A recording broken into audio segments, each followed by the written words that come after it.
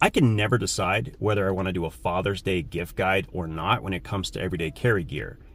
But what I do kind of enjoy is just like last minute shopping in general. I don't know why, but when the pressure is on, I just find it's a little bit more fun.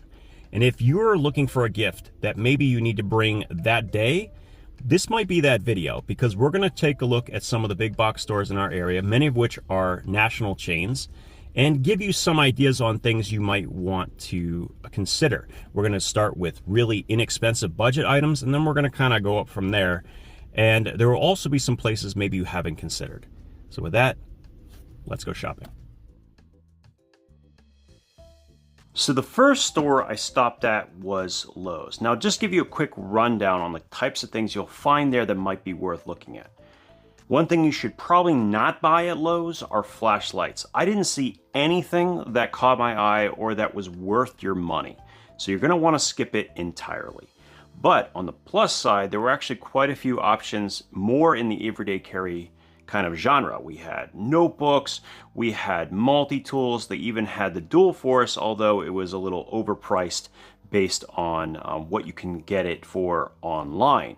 There were also a couple of nice little knives that they had, some Klein drivers that are worth it, but the thing that really caught my eye was a utility knife that looked incredibly familiar. It's the same sort of form factor as the 1505 from Milwaukee, which has the locking bit driver on the back.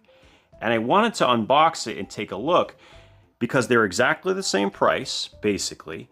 But is this any good? Like, this is probably the most popular fastback they have. When you go to Home Depot, it's the only one sold out. Okay, there's a reason for that. So how good is this? Let's take it out and see if it's even worth it. Although this is not specifically a review, let me just run over some of the differences between the two items, because maybe you pick one of these two stores and you actually want to know the difference. So first of all, this actually includes an impact driver attachment, which is kind of interesting. And there's also, you'll notice, basically only a Phillips head driver, where on the Milwaukee, you actually have a double-sided bit. So you have a flathead and a Phillips. And I think having the slotted comes in handy, not necessarily for slotted fasteners, but just all of the things you can do with a flathead, right? You're gonna do a ton of different things with that don't include, like, you know, actually driving fasteners. And I think that that alone is probably a reason to go with the Milwaukee over the Klein tools. Now, this does have an impact driver, which is kind of cool. It does have a liner lock, which is very much appreciated. Its pocket clip, once again, same orientation, but I actually kind of like this clip a little bit better because it's very, very strong. So that part I do like. Now, when it comes to the action, I mean, this is pretty stiff. It doesn't really want to move freely, where the Milwaukee Fastback, it's much more fidget friendly for sure. Let me close this up just a second. It's much more fidget friendly. It has a almost completely fluid kind of bearing system. So I think this is on washers, it looks like. This is on bearings. So if you like that kind of fidget factor, you know, that's definitely going to go with the Milwaukee. You have the bottle opener over here. There's no bottle opener over here. There is one thing that is like practical for this that is not on the Milwaukee, and that is the half stop. It actually has a spot that stops right there. So if you want a little bit more leverage, that alone might be a practical reason to choose the Klein driver over the Milwaukee. So knowing that is very important. And the last feature, this is a big downer for the Klein here. You notice on the inside, there's nothing there, but on the Klein driver, I'm sorry, the Milwaukee, there is a spot for a backup blade. So give and take here. I'm actually not sure which one I like better. You guys are gonna have to let me down in the comments, but this is the thing that I wanted to pick up. There was a lot of other items, and if you're looking for last minute gifts, Lowe's is probably not that bad of a spot. From Lowe's, I went ahead over to Walmart. Now, there is a lot of options. This could be an easy one-stop shop for basically everything you need last minute. Like, realistically, not only do you have potential gift ideas, you have cake if you need to get a cake, whatever, cards, you know, you can get anything at Walmart. And I think that's a really big advantage to going somewhere like that for items. And what I found when I was there, A couple of things. First of all, I realized as I was perusing some aisles that there is one ultimate gift for Father's Day that even I hadn't considered, and no man has enough of, and that is a cooler. Everyone can use multiple coolers. They work as chairs. They allow you to store extra, cold beverages. There's storage that you can keep. You could just throw stuff in it. I can't think of a reason why anybody would just want to have one. Realistically, I'm not kidding. I think that the cooler might be the ultimate dad gift just overall for almost every occasion. Correct me if I'm wrong. You guys let me know down in the comments, but think about it for a second. Think about how many ways you can use a cooler. And yeah, let me know. If you come up with a cool way to do it, let me know down in the comments. I'm really interested in it. Now, I saw a couple of things that really caught my eye in the tool section. One of them was this. Now, there was a whole bunch of different kits. They were all like around the $10 price point. And I really, really liked the case, first of all. The ratchet on this, I mean, it's okay. It's not great. The connection is a little bit looser than I would like, but it does work. You know what I'm saying? It's not ideal, but at what, $8 for an entire bit kit with socket set, it's not terrible. And I really, really like this case, which I guess locks into other cases that are from the same brand. Very neat. Was that $9? But the thing that really got this whole thing started, and actually when I went to Walmart, I kind of ended up getting this similar tool in a bunch of other places, was this 12-inch locking plier. Now, if you've never seen a Knipex Cobra in this configuration, that is a German brand that makes very high quality tools, but you may never have seen that. And I will tell you that these locking pliers are awesome. If you don't have a pair, they are fantastic. And this might be a nice kind of entry-level version of that tool. They had a 12-inch, they also had a 10-inch, but I actually had smaller ones. I just didn't have anything this big. So I went ahead with the 12-inch, and I'm actually gonna, let me take this out so you can take a look, and I'm really kind of interested in it. All right, so first of all, I'm really surprised at how little play there is in this. A lot less than I expected. The slide is good. I want to see something. No, it does not slide up automatically, so it's not an auto slide where you can just, once you get it on the fastener, you just push up and it then closes down to the smallest number. You actually have to do it with the button, which is kind of similar to the standard Knipex Cobra. And I like the way they've incorporated a method to keep the price low by having this forged plate that's been bent into shape that allows them to kind of capture this centerpiece. Overall, I dig this, and I was surprised to find that these teeth are really sharp. A lot of times they get rounded too much when they're inexpensive, but this actually feels pretty aggressive, which is a very pleasant surprise. It even has pretty aggressive teeth in here as well. And unlike the other ones, I don't feel that much flex at all. In fact, my Knipex actually is more flex in the handle than this Hart. And it's like 3 or 4 times the cost. So yes, I'm happy to have those, but I think there's a reason to have these as well. And I think maybe now's the time to say this. Dedicated tools trump multi-tools when it comes to gifts. You might need 2 or 3 tools of this size, depending on what you're into, not just because a project might need it, but because you have one tool that you love, you have a backup of that tool when that tool eventually breaks, and then you have your loaner tools, right? You have tools that people go, hey, do you have such and such? And you don't want to give them your really good one, so you go, hey, no, I have one, here you go, and you give them that. So you need like basically 4 of any one tool before it even starts being a question of whether you have too many. Correct me if I'm wrong, guys, but I think that you could have up to 3 of anything. So you're almost always going to be in the right to get a dedicated tool as a gift for any guy. I don't think you're ever going to go wrong. This is a great example of that. You know, having a spare, definitely worth it. You throw it in the truck. You have one in your garage. You have one in your truck. You know what I'm saying? There's always justification for another tool. It's not the same with a multi-tool or a Swiss Army knife. Those tend to be pretty personal. Unless you really know them, I would stick to dedicated tools. That's just my thought. Anyway, we'll talk more about that as we go to the other places that I visited.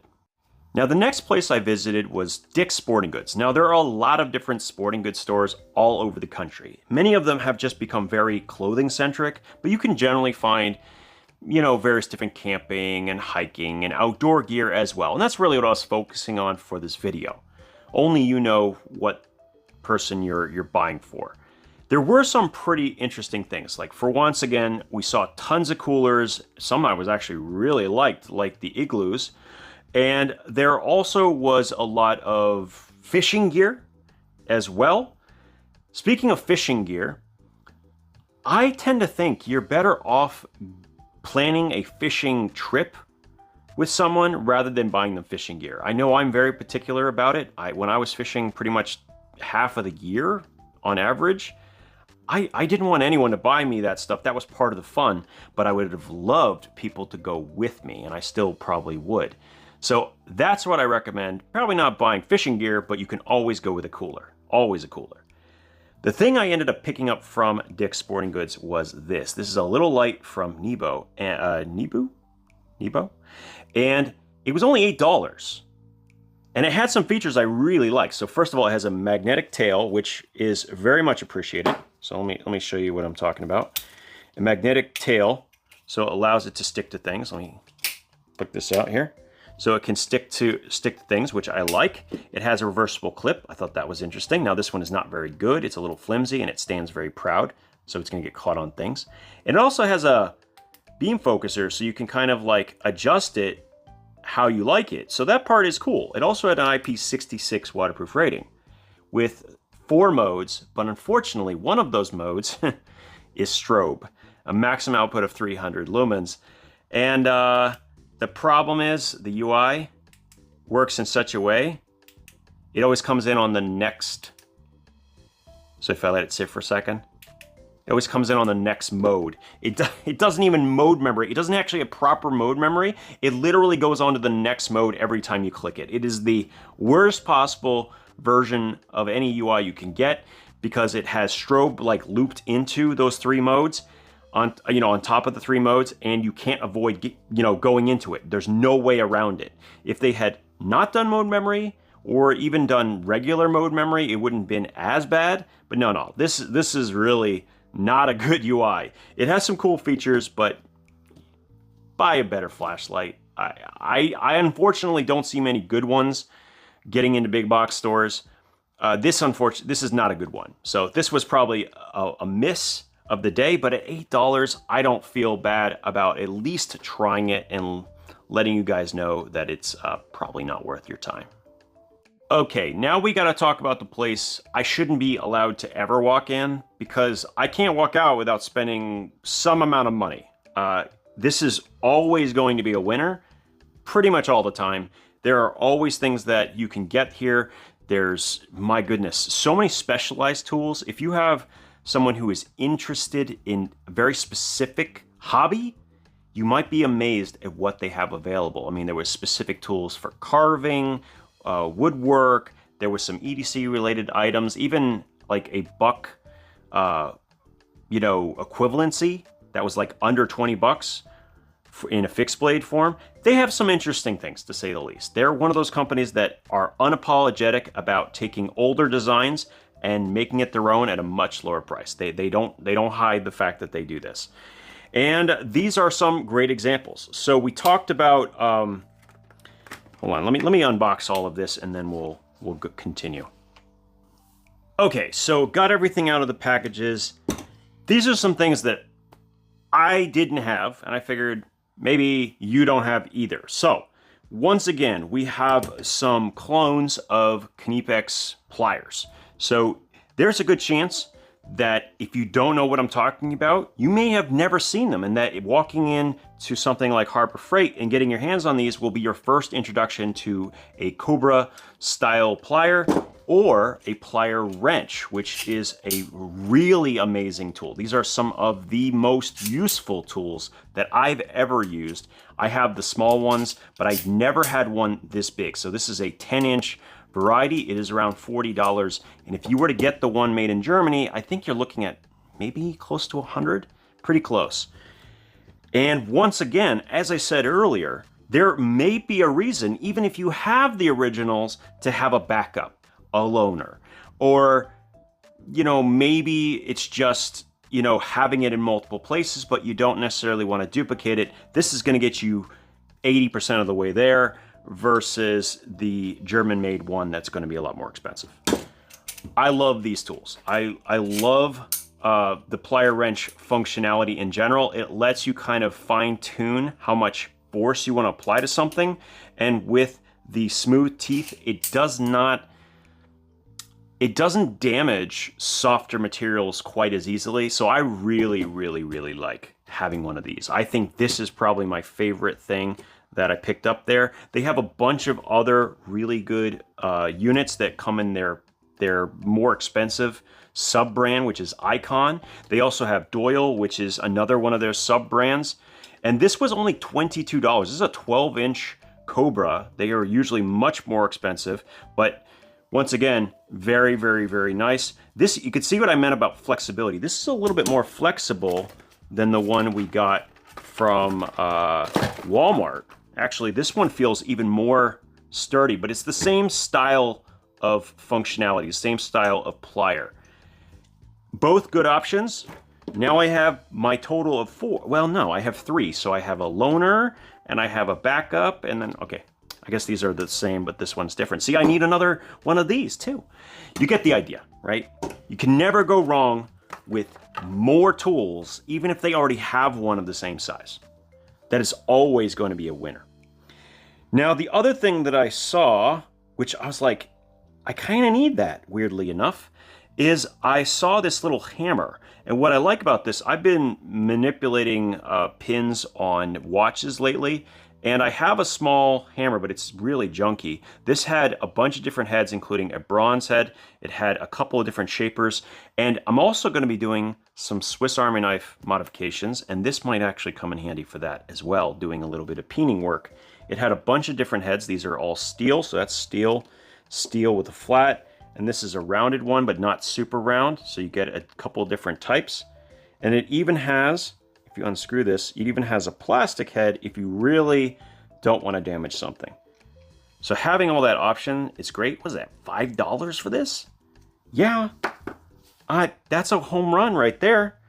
This is why I'm not allowed to go to Harbor Freight. I always come out with something and I'm always happy with it. So definitely check out Harbor Freight. If you have one in your area, it is always going to be a winner. Now, the last place I checked out was Home Depot. And Home Depot is all across the country. And one thing is pretty much true no matter where you go, is that Home Depot is very expensive. Everything you do, everywhere you go in Home Depot, it feels like it's significantly more expensive than Lowe's or other hardware stores. It just feels like that when you're there. And I've done many challenges relating to budget-related items, and it's still the case. Now, you can certainly get things from companies like Night Eyes that are quite inexpensive at Home Depot, but you can also find those at Lowe's and other places. But when it comes to Milwaukee, well, you pretty much just have Home Depot. That's pretty much all there is.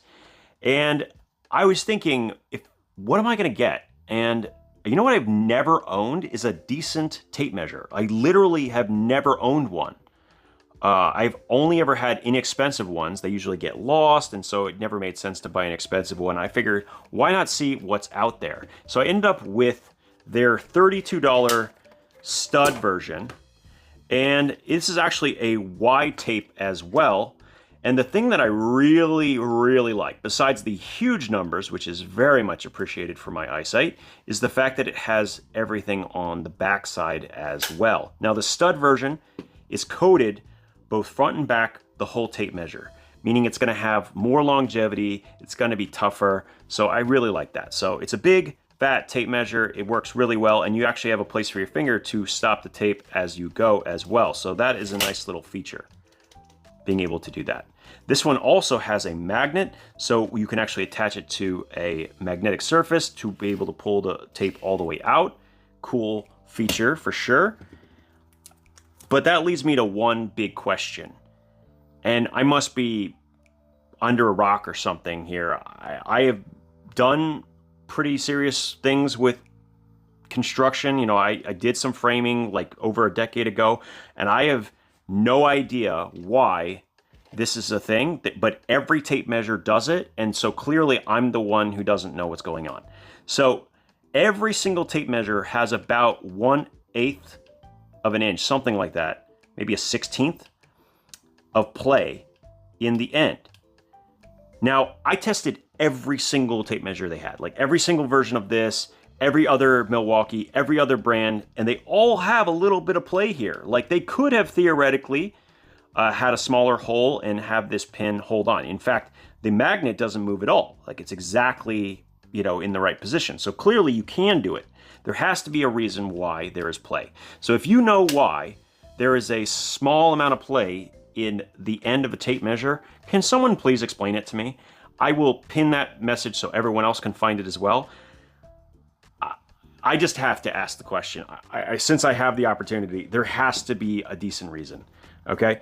Now, that being said, I like this tape measure a lot. It stretches out to about 13 feet before it breaks, which is really, really rigid. Now they say 17 feet, but I don't buy that. But 13 feet for sure. It did work for up to 13 feet. I was able to do that myself. And it's a cool one. This is an 80-foot drop, kind of like from a roofing kind of tape measure. Pretty cool. I finally got a decent tape measure. There were other brands doing similar things, but the combination of the stop at the bottom, having the markings on both sides, it just really liked this. And the width and the easy to read numbers, just all those things. The combination was just right, and I figure why not? We'll give it a shot. And this is what we ended up with. So this is everything I picked up today from 5 different big box store locations. I don't think anyone would be upset with these items whatsoever. And speaking of not being upset, if this video does well, I have a deal I'll make with you guys. I saw the perfect cooler. Now it was way too much money, $250 something. It was a pack out cooler. We all know they're overpriced. If this video does well, not only will I buy it and review it, in that same video, I will give away an equivalent amount in items, and that will be shipped internationally. We'll do a giveaway during that video. So help me out, and we'll do that, and then maybe I can justify buying that cooler, but right now I just don't think I can. Should I? You let me know down in the comments. As always, thank you guys so much for your time, and we'll talk again soon.